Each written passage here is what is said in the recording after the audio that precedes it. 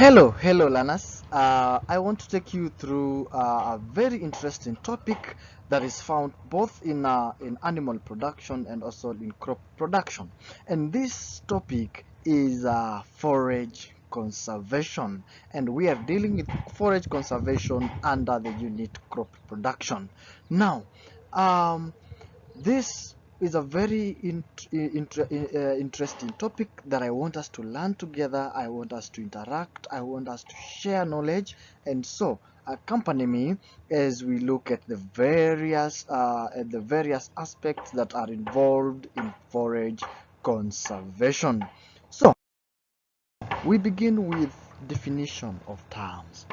And the first term that I want us to define is the term forage. What is forage? We're saying that we are dealing with forage conservation. What is forage? So forage is any plant part, be it the leaves, the stem, or the flowers, that is consumed by animals in an attempt to attain or to acquire the nutritive value. So any part of a plant that is fed on by an animal is called forage. So that is the first term that I want us to grasp. So by now you are able to define the term forage. The second term that I want us to define is forage conservation. What is forage conservation? This is a practice that involves storing of the excess forage. As we said, that forage is that part of the plant that is eaten by the animal. So when you store that excess part so that it can be used for in future during times of shortage, that is what we call forage conservation. Very good. Now we have dealt with the definitions in our topic. Now I want us to go to the next thing, and the next thing we will be dealing with forms of forage conservation. How do you conserve forage? So you can conserve forage in two forms, and the first form that you can conserve forage in is that you can conserve forage by making hay, and this one we also call it the dry conservation. So we have making hay, and then we have by silage making. Silage making is the wet conservation. Now in this class I want us to majorly first talk about hay making, which is the dry conservation. However, I will still just define a bit on silage making, but we will basically measure on the process of hay making, the advantages and the disadvantages of the hay making. So let us get to hay making. Just the definitions. Let's see these two forms of conservation. What are they and how do they look like? We've said that hay making is dry conservation, or conserving forage in its dry form. So in this case, the forage is cut, then it is dried under sunlight or under shade, and then it is stored to be used during times of shortage. So as you can see, this is forage that has been cut and it has been stored in form of hay. Then what is silage making? Silage making, as you said, is the wet conservation. So wet conservation is whereby you conserve grasses and legumes when they are still wet, that is without drying them as it is for hay. So in this case you store forage at around 60 to 70% of moisture concentration, and in this form the forage will still be used when it is wet, so it is not dried as for hay. And this is an example of silage. This is in this picture shows us the process of silage making. Now, as I have just said, I will only define silage, but in this class I want us to majorly handle hay. Now let's look at how to make hay. How is hay made? The hay making process. The first step of hay making is cutting mature forage using a hand tool. That may be a sickle, a panga, a slasher, the hand-driven mowers, which are now the machines. You can use the hand, that is the machine-drawn mowers and all that. So the first step is cut the forage, cut that grass, that legume, cut it first. After you cut it, then we'll now move to the second step. So in these images, you can see that in the first image here, we have this image of a man using a sickle. Is using a sickle, which is a hand tool, to cut forage or to cut the grass. Then we have in the second image here, as I've said, this process can be mechanized. We have a tractor drawn mower which is doing the grass cutting. So this is the mower, and then it is cutting the grass back here. You can see this section has already been cut. Then now that is step number one. Then step number two is after you cut the grass, then you collect the grass, or you collect the forage. You collect the forage and then you lay it under sunlight or shade in a thin layer. This one is very important. It should be a thin layer, and as drying goes on, you should keep on turning the grass. It should attain a moisture content of less than 15%, so that you can say now that your hay or that your grass is properly cured for hay making. So you can see in these images, we have a tractor here that is spreading, using the spreader. It is spreading the grass, the grass that has already been cut, and this is the result. In the second image here, this is the result. The grass is evenly spread on a thin layer so that it can facilitate proper drying. Then step number three, we go to step number three, which is using the baling box.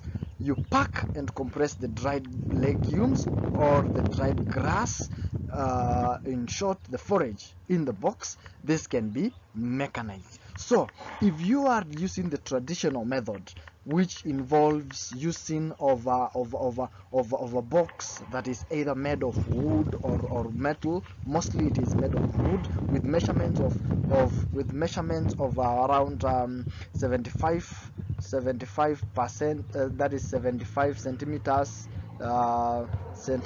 long by around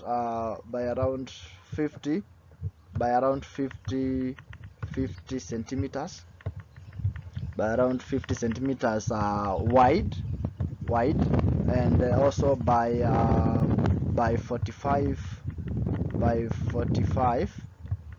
centimeters, by 45 centimeters deep. So if you make a box like this one, a box that is let me just sketch. You can see a box like this one, this one you make it using wood or using timber. A box like this one, that way exactly, with the length here of 75. The length here is 75, the width here is 50, and the height here is 45. And then you have strings. You have a string here that goes all the way down, then crosses the box, and then up there you have another string here. It enters the box, goes down all the way, then up here. Then you have another string here all the crosses the box palecchini at the bottom part, then arises at the end of this part, then a fourth string here enters the box to the bottom, then arises at the other end.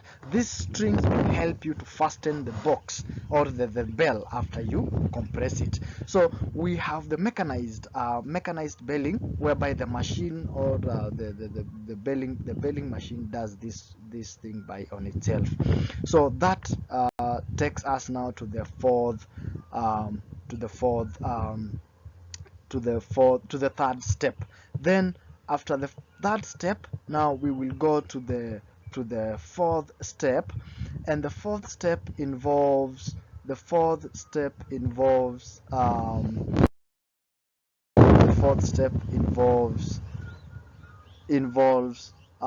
fastening. You fasten the compressed bell. So we've said in the third step, you use the box, then you pack the grass inside there, and then you compress it. In the fourth step, now you fasten or you tie the box, you tie that grass now using those strings that you've just added there. So after you tie the box, this is how the tying will appear. You see the strings that we just put in the box. Then after you tie the box, now you will have fastened your bell. Then from there you go to step number 5, which will involve now removing your bell. So step number 5, we go to step number 5. This involves remove the bell from the box. Since the bell now has been tied, it has been fastened with the strings. Now remove the bell from the box, and then you store it in a cool, dry place for future use. You ensure that you store the bell in a place where there is no moisture. So you can see these guys are lifting the bell. In this case, they are using the traditional method with the bell. So they just use the handles here to lift the box, sorry. So they lift the box, and then the bell remains at the bottom, at the base part there. So that is how the process goes. Now after the bell is removed, then you now pack it, you stack it. Stacking is just packing it, so you pack it on the rest of the bells for storage. So that brings us to the end of the hay making process, and with that we can now go to looking at the qualities of good hay. What are the qualities of good hay? We will use this. We will compare this using these images. The image that we have here. We'll look at the qualities and see between bell A and bell B, which one is of good quality. Let's follow through. So the quality number 1 is that good hay should be easily palatable. It should be easy for the animal, or it should be pleasing for the animal to eat. Then good hay should be more leafy and green. It should be more leafy and green. It should have more leaves than the stems, and its color should be green, not brown, not red, not orange, not any other color. It should be green. Then the other quality is that the hay of good quality should be free from dust and mold. It should be free from dust, mold, or any other foreign material that is not eaten or that is not consumed by the livestock. Good quality hay, as we said previously, should have a moisture content of less than 15%. So those are the basic qualities of good hay. So now, between bell A and bell B, which one adheres to the qualities that we just mentioned? Exactly. Bell A has the qualities or demonstrates the good characteristics of quality hay. Now, I want us to move to something else. It is my my great anticipation that you have been able to understand through the process and the qualities. Now let's look at the advantages of hay. What are the advantages of hay? Why make hay? One is that hay is very important because it helps avail fodder during times of shortage. Hay is also important because chances of spoilage are less as compared to silage, because remember, for hay we are conserving it when still dry, but for silage it is when it is wet, so it is easier to store hay because it will not spoil very fast. Another advantage is that storing of hay requires less space, because you can just stack several bales. You can have hundreds of bales in just a single room. Now, what are the disadvantages of hay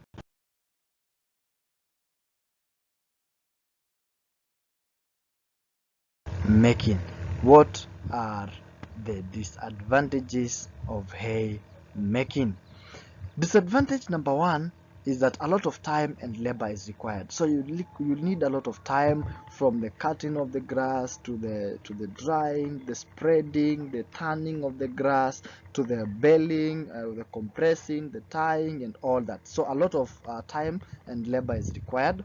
Then another disadvantage is that hay can only be done when we have presence of sunlight. So you can imagine that in a year where you don't experience months of sunlight, that means you'll not be able to make hay. So that's a disadvantage. Then another disadvantage is that there is significant loss of nutrients. About 10 to 15% of nutrients is lost during the process. That is from cutting to drying to baling. A lot of nutrients and a lot of the leafy parts of the hay is lost during that process. The other one is that mold may form during storage, if in case you store hay in a wet environment, or just there's some dampness, then that can lead to growth of mold. Or if the grass did not dry properly, that can form mold, which will render the grass unfit or unpalatable by the animals. That is all we had to cover.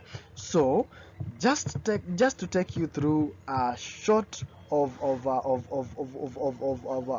what we have covered, and just one more disadvantage before we summarize, is that hay is highly flammable. This is dry grass, so it can easily catch fire when brought when there is presence of just of heat, or even some glowing some glows or some sparks, so it can easily catch fire. So